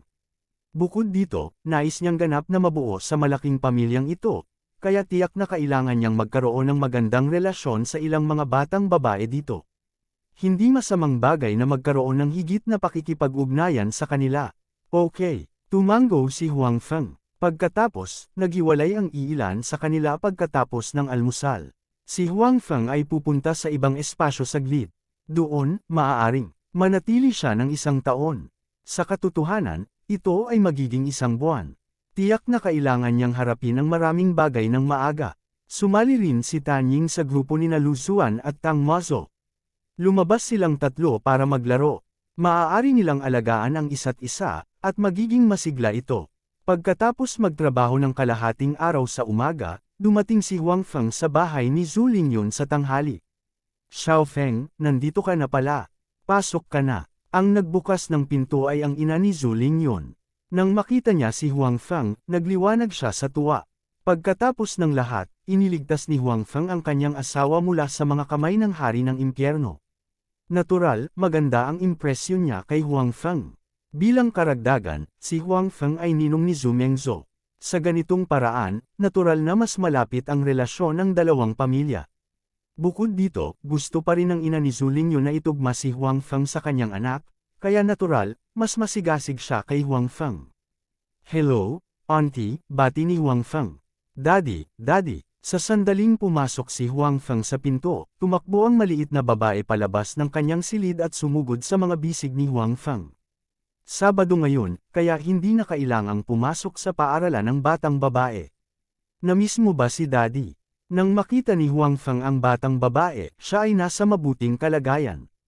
Hinalikan siya nito sa pisngi at sinabing, "Oo, araw-araw kitang namimiss." Humiga ang batang babae sa mga bisig ni Huang Feng at sinabing, "Masamang tatay, ang tagal mong hindi ako pinuntahan. May gagawin si Daddy. Tignan mo, pagtapos ko, pinuntahan kita," sabi ni Huang Feng. "Well, kinapatawad ko na si Daddy." Nakangiting sabi ng batang babae. Pagkatapos, bumulong siya sa tenga ni Huang Feng, "Daddy, may sasabihin ako sa iyo na sekreto. Namimiss din ni Mommy si Daddy sa mga araw na ito." Talaga, bahagyang natigilan si Huang Feng, ngunit hindi niya ito sineseryoso. Akala niya ay kalokohan ng bata. Siyempre, totoo naman. Nang makita ng batang babae na hindi siya pinaniwalaan ni Huang Feng, bigla siyang nabalisa. Tapos, sumigaw siya sa kusina, "Mommy, Mommy, miss mo na rin ba si Daddy? Hindi ka pinaniniwalaan ni Daddy." Panipi, ang mga salita ng batang babae ay medyo napahiya sa mukha ni Huang Feng. Si Zhu Lingyun, nakalalabas lang sa kusina, ay namula. She said to her daughter with a stern face, "Huwag kang magulo. Natapos mo na ba ang iyong takdang aralin?" Nang marinig niya ang kanyang ina na nag-uusap tungkol sa takdang aralin, ang maliit na batang babae, na orihinal na masaya, ay biglang nalungkot. Bumaba siya mula kay Huang Feng at sinabi kay Huang Feng, "Daddy, gagawin ko muna ang aking takdang aralin. Kapag natapos ko, pupunta ako para samahan ka." "Okay," masunurin si Mengzhou. Ngumiti si Huang Feng. Pagkatapos, tumakbo si Zhu Lingyun sa kanyang silid. Nakangiting tiningnan ng ina ni Zhu Lingyun ang eksenang ito. Hindi niya hinintay na maging pamilya sila ni Huang Feng. Ang kanyang anak na babae ay nagkaroon ng isang mahirap na buhay. Siya ay sinaktan ng isang hamak noon. Inaasahan niya na ang kanyang anak na babae ay makakahanap ng sarili niyang kaligayahan. Kaya, sinabi niya kay Zhu Lingyun, "Narito si Huang Feng. Kausapin mo siya, magluluto ako, hayaan mo akong gawin ito," sabi ni Zhu Lingyun. Ang mga salita ng kanyang anak na babae ay hindi niya alam kung paano makibagay kay Huang Feng. Natatakot siyang baka hindi maintindihan ni Huang Feng. "Okay, pwede mong samahan si Huang Feng sa labas. Kayong mga kabataan ay may mga bagay na dapat pag-usapan, ngunit hindi mo inaasahan ang isang matandang tulad ko na gagawa nito." Pagkatapos magsalita ng ina ni Zhu Lingyun, pumunta siya sa kusina at itinulak si Zhu Lingyun palabas. Bahagyang hindi natural na tiningnan ni Zhu Lingyun si Huang Feng at sinabi, "Maupo ka." "Okay." Umupo si Huang Feng sa sofa at pagkatapos ay nagtanong, "Kumusta si Tito?" Nang marinig ang pag-uusap ni Huang Feng tungkol sa kanyang ama, nabawasan ang pagkapahiya ni Zhu Lingyun at sinabing, "Nagpapagaling na siya. Kailangan kong magpasalamat sa iyo. Kung hindi dahil sa iyo sa pagkakataong ito, hindi ako maglalakas loob na isipin ang mga kahihinatnan." Taos-puso ang pasasalamat ni Zhu Lingyun. Nagsasabi rin siya ng totoo. Kung hindi dahil kay Huang Feng sa pagkakataong ito, maaaring wala ang kanyang ama sa mundong ito ngayon. Kung tutuusin, hinatulan na siya ng ospital ng kamatayan. Sa kabutihang palad, ang mahiwagang medikal na kasanayan ni Huang Feng ay kamangha-mangha. Mabuti na lang at ayos na siya. Kailangan ng matanda na magpahinga ng maayos kapag may sakit siya, not to mention this time, grabe ang sakit. Hindi siya pwedeng maging pabaya sa hinaharap, sabi ni Huang Feng. "Alam ko," tumango si Zhu Lingyun. Hindi siya nang ahas na maging pabaya sa pagpapagaling. Sa panahong ito, inalagaan din niyang mabuti ang kanyang ama. Buti na lang at nandito rin ang kanyang ina. Kung hindi, kailangan niyang alagaan ang kanyang ama, alagaan ang kanyang anak, at magtrabaho. Hindi niya nakayanan ang lahat. Pagkatapos nito, sinundan ni Huang Feng si Zhu Lingyun upang makita ang kanyang ama. Nakahiga ang matanda sa kama. Nang makita niya si Huang Feng, tuwang-tuwa siya at gustong bumangon para pasalamatan si Huang Feng. Sina Huang Feng at Zhu Lingyun ay inaliw siya ng may matinding kahirapan. Pagkatapos nito, nakipag-chat sandali si Huang Feng sa matanda bago bumalik sa sala kasama si Zhu Lingyun. Patuloy na hinihiling sa akin ng aking mga magulang na imbitahan kang kumain. Sa pagkakataong ito, dumating ka na sa wakas. Tuwang-tuwa sila, sabi ni Zhu Lingyun. Sa panahong ito, madalas na binabanggit ng kanyang mga magulang ang pangalan ni Huang Feng sa kanyang mga tainga. Alam din niya ang ibig sabihin ng dalawang matanda. Ang isa ay gustong pasalamatan si Huang Feng, at ang isa naman ay gustong itugma si Huang Feng sa kanya, dahil ang dalawang elder ay may magandang impresyon kay Huang Feng. Nagdulot ito ng bahagyang kahihiyan kay Zhu Lingyun. Bagaman siya ay ina na ng isang 4 na taong gulang na bata, sa katotohanan, ang kanyang kaisipan ay hindi naiiba sa isang ordinaryong maliit na batang babae. Nang makita niya ang kanyang mga magulang na sinusubukang i-matchmake siya at si Huang Feng, natural siyang mahiyain. Talaga, masyadong magalang si tito at tita, sabi ni Huang Feng. Gusto lang nilang ipahayag ang kanilang pasasalamat. Kung tutuusin, malaki na ang naitulong mo sa pamilya namin sa pagkakataong ito, sabi ni Zhu Lingyun. Personal na naranasan ni Zhu Lingyun ang puntong ito. Dati-rati, bagamat sobrang nakakapagod mag-alaga ng bata mag-isa, kaya pa rin niyang magpumilit. Pakiramdam niya ay ganoon din ang walang lalaki. Gayunpaman, sa pagkakataong ito, talagang nakatagpo sila ng isang problema. Nang walang gulugod sa kanilang pamilya, siya ay labis na naguguluhan at hindi alam kung ano ang gagawin ng ilang sandali. Sa kabutihang palad, sa oras na ito, lumitaw si Huang Feng sa tamang oras at tinulungan ang kanyang pamilya na malampasan ang mahirap na panahong ito. Dahil dito, ang posisyon ni Huang Feng sa puso ni Zhu Lingyun ay higit na mahalaga. Hindi na siya kasing simple ng ninong ni Zhu Mengzhou. Maliit na bagay lang naman, sabi ni Huang Feng. Para sa kanya ngayon, bagamat medyo mahirap gamutin ang ganitong uri ng sakit, hindi ito magkakaroon ng malaking epekto sa kanya. Wala talaga siyang pakialam masyado. Gayunpaman, ang maliit na bagay ni Huang Feng ay masyadong mahalaga para sa pamilya ni Zhu Lingyun. Hindi nagtagal, natapos ng magluto ang ina ni Zhu Lingyun. Napakasarap ng pagkain. Dahil alam na darating si Huang Feng ngayon, abala si Zhu Lingyun at ang kanyang ina sa paghahanda ng maraming pagkain. Ang ina ni Zhu Lingyun ay napakahusay ding magluto. Nang oras na para kumain, lumabas ang ama ni Zhu Lingyun at ang batang babae. Sinabi ng ina ni Zhu Lingyun kay Zhu Lingyun, "Lingyun, uminom kasama si Xiao Feng para pasalamatan siya." "Tita, ayos lang po." Mabilis na ikanaway ni Huang Feng ang kanyang kamay. "Huang Feng, huwag kang tumanggi. Kung hindi, mapapahiya ako," sabi ni Zhu Lingyun. Nagbuhos siya ng white wine para kay Huang Feng at red wine para sa kanyang sarili. Uminom siya ng ilang subo kasama si Huang Feng. Hindi makatanggi si Huang Feng, kaya kailangan niyang pumayag. Sa kabutihang palad, kahit na hindi niya ginamit ang kanyang panloob na puwersa upang pilitin ang alak, ang kanyang tolerance sa alkohol ay napakataas. Ang kaunting alak na ito ay walang problema. Napakasigla ng kapaligiran sa hapagkainan. Ganap na naramdaman ni Huang Feng ang sigasig ng pamilya ni Zhu Lingyun. Patuloy silang nagpasalamat sa kanya at patuloy na binibigyan siya ng pagkain. Napatingin sa kanila ang batang babae at napahajijek. "Tay, tapos na po ang takdang aralin ko, pwede mo ba akong ihatid sa amusement park sa hapon? Nangako ka sa akin last time." Sa hapagkainan, sinabi ng batang si Zhu Mengzhou kay Huang Feng. Halatang medyo nagalit ang batang babae na hindi siya pumunta sa amusement park noong nakaraan. "Okay, walang problema." Hindi ito inisip ni Huang Feng at direktang sumang-ayon. Ito ay orihinal na pangako sa batang babae. Hindi niya kayang sirain ang kanyang pangako. "Mengzhou, magpakabait ka. Huwag mong ipagpaliban ang tatay mo. May gagawin pa siya." Natatakot si Zhu Lingyun na maantala ng kanyang anak ang mga gawain ni Huang Feng. Gayunpaman, nang sabihin niya ang salitang ama ni Zhu Mengzhou, mayroon pa rin siyang kakaibang damdamin. Kung gusto mong sumama, sasamahan ka ni nanay sa hapon. Sabi ni Zhu Lingyun. No, I want dad to accompany me. Dad, what do you say? Si Zhu Lingyun ay kumilos na parang spoiled na bata kay Huang Feng. Okay, nakangiting sabi ni Huang Feng, anyway, wala akong gagawin sa hapon. Isasama ko siya sa paglalaro. Hindi ba ito magiging masyadong maraming problema para sa iyo? Sabi ni Zhu Lingyun. Walang problema, sabi ni Huang Feng. May mga bagay siyang dapat gawin sa hapon, ngunit dahil gustong pumunta ng batang babae, sasamahan niya ito.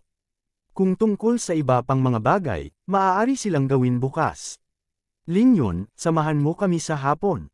Sa bahay na lang ako. Sa mga oras na ito, pagod na pagod ka. Ang sarap lumabas at maglaro. Biglang sabi ng ina ni Zhu Lingyun. Kabanata 1530. Kailangan ko ring pumunta. Natigilan si Zhu Lingyun. Siya ay lubos na panatag tungkol kay Huang Feng. Noon, lumabas din si Zhu Mengzhou para makipaglaro kay Huang Feng mag-isa. Sa makatuwid, nang dalhin ni Huang Feng si Zhu Mengzhou upang maglaro sa hapon, hindi niya sinasadyang sumama sa kanya. Oo, kung sakaling may mangyari, hindi kayang asikasuhin ni Xiaofeng mag-isa. Sumama ka sa kanya, at kaya mo siyang alagaan. Sabi ng ina ni Zhu Lingyun na may seryosong mukha. Sige, pupunta si mama, pupunta rin si dad. Sabay tayong maglaro, masayang sigaw ni Zhu Mengzhou. Ito ay isang eksena na lumitaw lamang sa kanyang panaginip. Magkasamang pumunta sa amusement park ang pamilya ng tatlo. Ganito rin ang mga kaklase niya. Lahat sila ay sinamahan ng kanilang mga magulang sa paglalaro. Nang makitang sinabi iyon ng kanyang anak, hindi na nagsalita pa si Zhu Lingyun.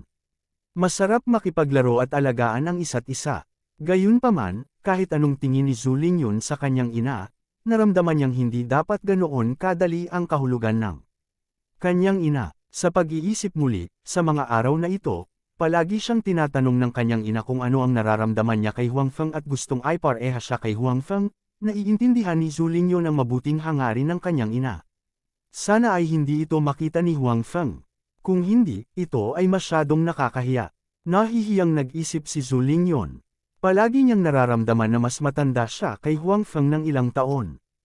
Hindi niya dapat isipin ang mga bagay sa pagitan nila ni Huang Feng. Isa rin siyang single mother. Hindi siya karapat-dapat kay Huang Feng. Sa makatuwid, natural na ayaw niyang ipaalam kay Huang Feng ang intensyon ng kanyang ina. Si Huang Feng ay talagang hindi nag-isip tungkol dito. Sumang-ayon siya sa ina ni Zhu Lingyun sa kanyang puso. Kung sasama si Zhu Lingyun sa kanila, talagang mas maginhawa ito. Hindi sa banggitin ang iba pang mga bagay, paano kung ang maliit na batang babae ay nais na pumunta sa banyo kapag sila ay nasa amusement park? Bagamat ang maliit na batang babae ay karaniwang kumikilos tulad ng isang may sapat na gulang, sa isang masikip na lugar, si Huang Feng ay hindi pa rin nakatitiyak na hahayaan siyang umalis ng mag-isa, at hindi siya makasunod. Sa kasong ito, malinaw na mas mabuti na magkaroon ng Zhu Lingyun. Sa makatuwid, ang talakayan ay naayos. Ang bilis ng pagkain ng lahat ay hindi sinasadyang tumaas ng 2 puntos. Gayunpaman, puno si Huang Feng. Hindi ito maaaring makatulong. Si Zhu Lingyun at ang kanyang ina ay humalili sa pagbibigay sa kanya ng pagkain. Hindi na siya makakain pa. Sa kabaligtaran, ang maliit na batang babae ay kumain ng napakabilis ngayon. Maaga siyang natapos kumain at hinintay sina Huang Feng at Zhu Lingyun. Pagkatapos ng hapunan, nagmaneho si Huang Feng kasama si Zhu Lingyun at ang kanyang ina sa amusement park. Habang nasa daan, tuwang-tuwa ang batang babae. Puno ng ngiti ang mukha niya. Halatang inaabangan at nagustuhan niya ang kaayusan ngayon. Pare, sasakay ba tayo mamaya sa carousel? Iyan ay napaka-interesante. Panipi, Tay, sumakay tayo sa barkong pirata. Sumakay din ako ng barkong pirata noong sumama ako kay nanay noong nakaraan. Ang batang babae ay patuloy na nakikipag-usap kay Huang Feng at nagplano ng kaayusan sa ibang pagkakataon. Mengzhou, si Dad ang nagdadrive. Huwag mong istorbohin si Dad. Walang pagpipilian si Zhu Lingyun kundi ang pigilan ang kanyang anak na babae at huwag hayaang patuloy itong gumawa ng ingay. Ang batang babae ay napaka-masunurin at hindi na ginulo si Huang Feng. Gayunpaman, hindi gaanong nagbago ang excited na ekspresyon sa mukha niya. Mula rito, makikita kung gaano inaasam ng batang babae ang paglalakbay ngayon sa amusement park. Maya-maya pa ay nakarating na sila sa amusement park. Ipinaroda ni Huang Feng ang sasakyan at dinala si Zhu Lingyun at ang kanyang ina upang bumili ng mga tiket. Dahil weekend noon, marami pa ring tao sa amusement park.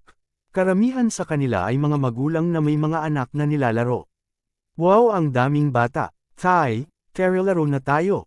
Hinawakan ni Zhu Mengzhou si Huang Feng sa isang kamay at si Zhu Lingyun sa kabilang kamay. Mukha silang pamilyang tatlo. Okay, alin ang gusto mong laruin?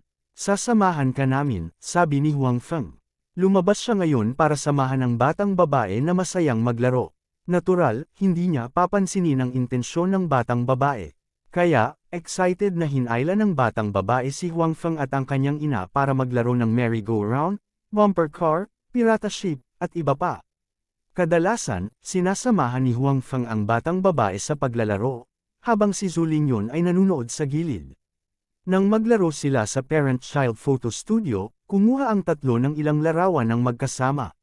Sa mga larawan, makikita na ang magandang mukha ni Zhu Lingyun ay mahiyain, habang ang batang babae at si Huang Feng ay masayang tumatawa.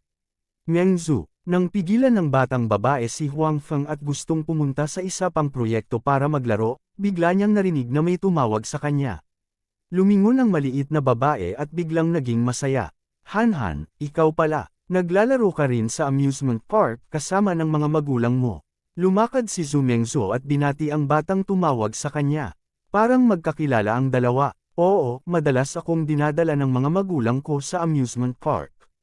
Sabi ng batang babae, pagkatapos ay tumingin kina Huang Feng at Zhu Lingyun, itinuro si Huang Feng at sinabing, ito ba ang iyong ama? Hindi ko pa siya nakita dati. Panipi, siya ang aking ama. Hinawakan ng batang babae ang kamay ni Huang Feng at sinabi, pagkatapos ay sinabi kay Huang Feng, Tatay, ito si Han, ang aking kaklase at mabuting kaibigan. Hello, Tito, magalang na sinabi ng batang babae kay Huang Feng. Hello, Han, nakangiti ring sabi ni Huang Feng.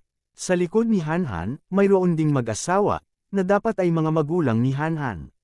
Malinaw na kilala ni Zhu Lingyun ang mag-asawa at nag-hello din. Saan nagtatrabaho si Mr. Huang? Bakit hindi ko pa nakita si Mr. Huang na pumunta sa kindergarten? Tanong ng tatay ni Han na medyo nalilito. Sa pamamagitan ng pagpapakilala ni Zhu Lingyun, alam din niya ang pangalan ni Huang Feng. Gayunpaman, nang pumunta ang mga magulang ni Han sa kindergarten upang kunin ang kanilang anak, nakita lang nila si Zhu Lingyun na sinundo sila. Hindi pa nila nakita si Huang Feng. Nagtataka pa nga ang mag-asawa kung si Zhu Lingyun ay isang single mother.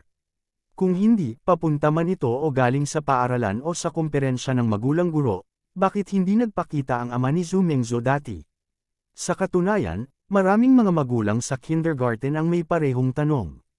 Pagkatapos ng lahat, si Zhu Lingyun ay napakaganda at madaling makaakit ng atensyon ng mga tao. Natural, na pagtanto ng lahat na ang ama ni Zhu Mengzhou ay hindi pa nagpakita noon.